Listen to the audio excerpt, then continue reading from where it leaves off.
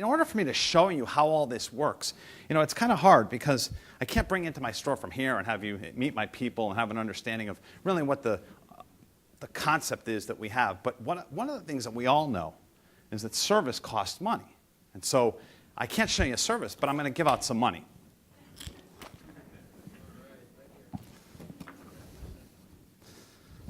Help yourself. Help yourself. Help yourself. We'll go one more. Help yourself. Well, this was an easy one. So let me explain what's going on with this bowl of quarters. It's a base. Oh, all right. Here, help yourself. Thank you. You're welcome. So what this represents, what this bowl of quarters was, and I'll refer back to it during the presentation. So you have to keep in mind what we're talking about here.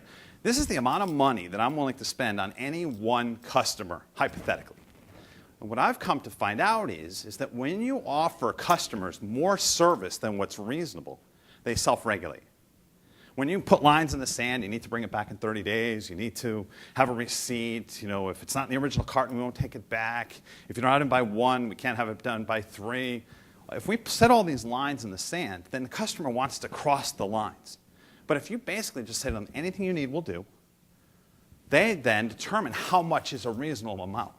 They don't take the in by 1, out by 3, but they do want to bring something back without the receipt. Big deal. I have all their data in our computer. We know what they bought. We know they returned it when they're returning it to us. So there's not an issue. We don't have a warranty or a return policy that says you have 30 days and after that you only get a store credit. We have an unconditional return policy. You buy something from me, you don't like it, you bring it back, we give you 100% of your money back. No questions asked. During the transaction, we'll say to you, oh, by the way, if you want a gift card rather than money, we'll bonus you with an extra 10%. So if you bring back a $200 item, we'll give you a $220 gift card. That way we don't have to give up the cash, and we know we have this customer as part of our relationship. So we add things to the offering, and that's what I like to show here. So at Zane's, what we do is we offer more service than what you believe is reasonable. I just do this so I don't have to carry these quarters back home. But after a couple of years, they realized we were doing 2 years. They were doing 1. They were losing market share. They went to 2 years free service. So at that point, we said, you know what? We know that there's so few bikes coming back. Why don't we just offer a lifetime free service policy on everything we sell? Figured, instead of raising the bar, let's just knock it down. Because my competitors didn't go in it with the understanding it's a bowl of quarters. Very few customers come in for service if they don't, if the bike's done right. So you don't have to worry that it's that guy that really rides a lot and needs to have his bike service that comes in and gets free service. But understand that he's the go-to guy in the neighborhood when somebody says, hey, I need to get a bike for my kid. So where is he going to send his friends or the people who are looking to him to give advice because he's the guy in the Lycra and the tights and stuff every Saturday morning? We had the customers come in saying to us, well, if you offer lifetime free service and you offer lifetime parts warranties, you have to be more expensive. So I need to shop around because I feel like you're offering so much that you've got to be ripping me off. So I said, no, here, how about this? I saw the thing at Circuit City where they had this 30-day price protection, and I'm like, that's not enough because most people don't even remember they bought something the first 30 days because they're out using it. So let me give my customers 90 days to go find our product for less, and if we do, we'll refund the difference plus 10% of the difference. Same exact program from what Circuit City had. I just took a picture of it with my phone, recreated it, put it on our wall, done. Oh, yeah, I steal every idea I can get because all I'm trying to do is make it so that my customers, you don't have to teach your customers about a price protection policy because Best Buy and Circuit City spent tens of millions of dollars promoting it. So when they walk in our store, I'm like, hey, we're better. It's 90 days instead of 30 days. They immediately understand the relationship. So here's the scenario with price protection because it really is a cool process that people go through. They go into one of my competitor stores, they see the bike that they bought for $50 less because they're having some sale or something's going on, or they just don't know how to make money, so they decide to price their product for less. And so they come back to us and they say, I saw the bike for $50 less, $500, it was on sale for $450. We reach in the drawer and we hand the customer $55. We don't make them jump through hoops, wait for a check to come, give me your credit card. We reach in the drawer and we physically take green dollar bills out of the cash register and we hand them to the customer. Later, we go in our database and we put down that there was price protection with the customer, so we know what the history is. But that's immaterial because what happens is when a guy bought a bike within the last 90 days and is standing in a bike shop with $55 cash in his hand, what do you think he does? So a guy's out on a bike ride, he gets a flat tire, and he goes to any shop to get it fixed. So what we did is we built in flat insurance. We said to our customers, you know, you have lifetime free service, you have a lifetime parts warranty, you have 90-day price protection. But if you get a flat tire, you know, I'm not riding with you. I can't necessarily take responsibility for it. But we did some studies, and we figured out that if you pay us $20 for flat insurance, which is the equivalent of like buying 2 flat tire repairs in the store, forever we'll fix it for free. And the reason we charge them is we need to have it be a game. I could certainly give away flat tire repair because the cost of a tube is pretty low. But I want to have that customer engaged at a level so that they don't go into my competitor stores when they have a flat tire. They go, darn it, I'm going to get that flat tire fixed at Zane's because I paid them 20 bucks. And so they come in, and here's what happens. They walk in the store, and they roll up, and we see the little sticker on their wheel, and it says flat insurance, and everything stops. The guys were selling on the sales floor to excuse themselves from the sale. They bring the bike in the back. They wipe it down. The mechanic changes the tire. My manager gets them a cup of coffee. And the customer gets rolled out the front. And they load the bike in the trunk. And we send them on their way. And the whole thing happens in about 4, 5, 6 minutes. That's it. It's a quick in and out. The customers love it. And the reason we do that is because it's a math thing. So we sell 4,000 flat insurances a year at $20 a piece. That's $80,000 a year. We do about 1 flat tire a week, so it nets out that each person pays about $1,600 per flat tire. And when you pay $1,600 for a flat tire, you should have everybody in the store stop doing what they're doing and take care of it. The thing that's interesting is that all the people are in the store that see this interaction with the flat tire insurance, they all buy flat tire insurance. Like, I want that. Whatever that was, I'm in. So here's part of the understanding of why we're in the bike business or why we're in the service business and why we look at the bikes in a different way.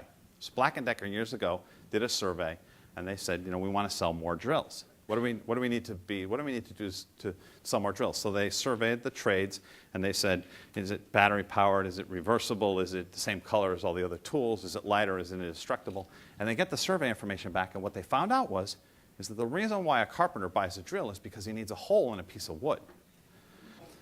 We're not in the drill business. We're not in the bike business. They're in the whole business. We're in the service business. We're in the fun business. We're in the interaction business. We're in the lose weight business. We're in the freedom business. Imagine a 5-year-old kid, for the first time, his parents put him on a bike, he rides away.